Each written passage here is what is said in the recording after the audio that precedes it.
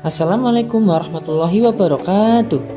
Hai para agen transformasi pendidikan, berjumpa kembali. Saya Hafid Setiadi dari SD Negeri 3 Depok, peserta PGB Angkatan 9 Kabupaten Grobogan, Provinsi Jawa Tengah tahun 2023. Pada kesempatan kali ini saya akan menyampaikan penugasan saya pada poin 1.1.a.8 koneksi antar materi, kesimpulan dan refleksi modul 1.1 tentang materi pemikiran Ki Hajar Dewantara.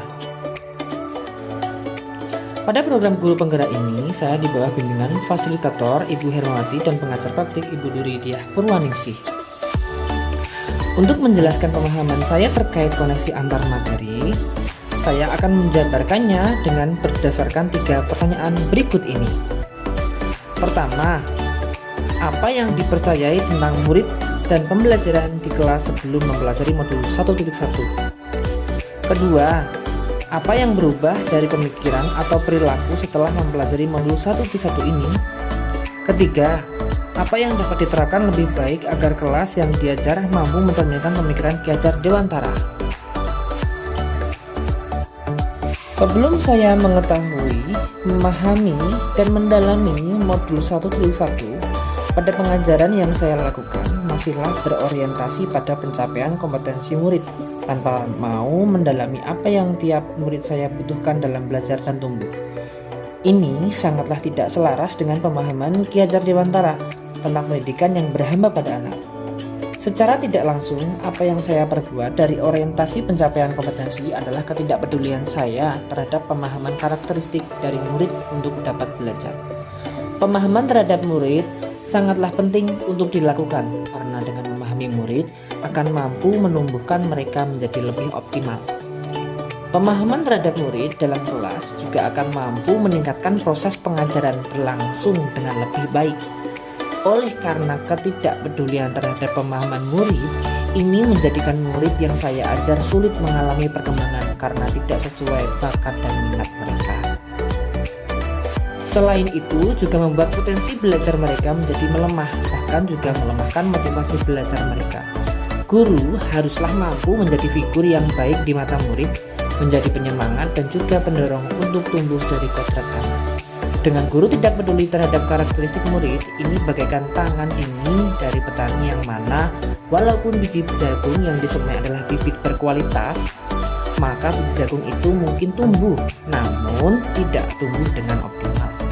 Karena guru dalam menuntun anak haruslah guru menuntun dengan cara mengemong atau dengan memberi tuntunan dan arahan agar anak tidak kehilangan arah dan membahayakan mereka.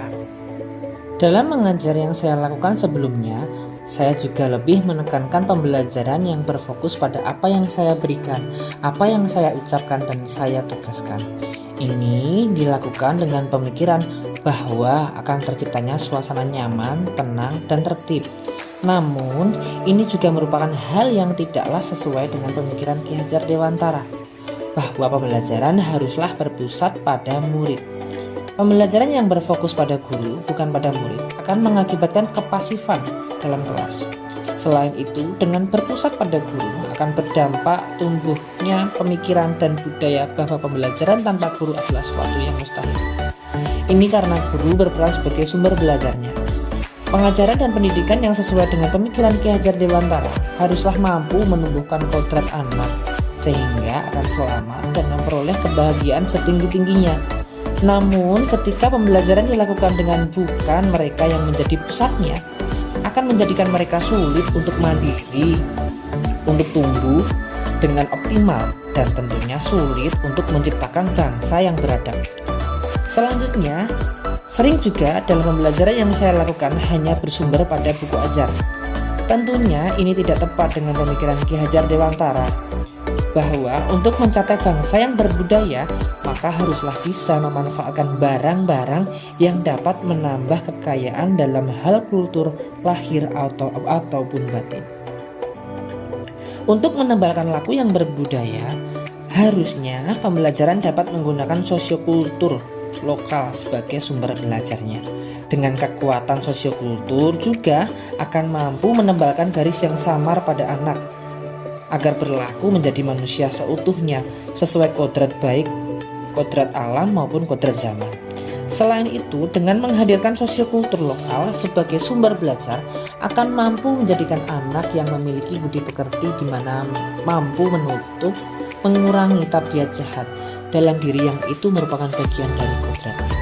Setelah saya mempelajari modul 1.1 mengenai pemikiran-pemikiran Ki Hajar Dewantara, tentunya saya mengerti bahwa pembelajaran yang saya laksanakan dalam kelas tidaklah tepat dan tidak selaras dengan pemikiran Ki Hajar Dewantara. Saya melakukan perubahan dua hal besar, yaitu perubahan terhadap pribadi sebagai bentuk perubahan pemikiran dan perubahan terhadap pelaksanaan pembelajaran di dalam kelas sebagai bentuk perubahan perilaku saya. Perubahan terhadap pribadi yaitu dengan perubahan pola pikir dengan mengubah pembelajaran yang sebelumnya berpusat pada guru berganti dengan berpusat pada murid. Cara saya melakukan perubahan yaitu dengan belajar secara mandiri mengenai kebermanfaatan dari pembelajaran yang berpusat pada murid. Dengan mengerti manfaat dari pembelajaran yang berpusat pada murid, saya menjadi lebih termotivasi untuk menyelenggarakan pembelajaran tersebut dan juga secara tepat dapat menyelenggarakan pembelajaran berpusat pada murid yang seutuhnya. Oleh karena itu, untuk mendukung pembelajaran berpusat pada murid yang seutuhnya, saya juga mengubah pola pikir bahwa guru bukanlah satu-satunya sumber belajar dan juga perlunya menghargai serta mendalami karakteristik pada tiap murid. Sementara perubahan terhadap pelaksanaan pembelajaran di dalam kelas sebagai bentuk perubahan perilaku antara lain melakukan pembelajaran dengan berkolaborasi antar murid. Ini merupakan hal penting untuk mendukung pembelajaran yang berpusat pada murid. Selain itu, dengan murid saling berkolaborasi, maka akan menciptakan situasi pembelajaran yang lebih berwarna dan bermakna. Ini karena mereka secara mandiri akan memberikan respon terhadap sesuatu yang kurang sesuai dengan diri mereka. Ini menandakan bahwa dengan kolaborasi dapat menumbuhkan rasa kritis, menghargai perbedaan, dan belajar dalam menyampaikan pendapat. Secara tidak langsung, dengan kolaborasi akan menjalankan sistem Among sesuai pemikiran Ki Hajar Dewantara. Perubahan perilaku lainnya yang saya lakukan yaitu dengan mengaplikasikan sosiokultur lokal dalam pembelajaran. Ini menjadikan pembelajaran lebih mudah untuk diikuti murid karena murid sering melakukan dan merupakan bagian dari budaya mereka.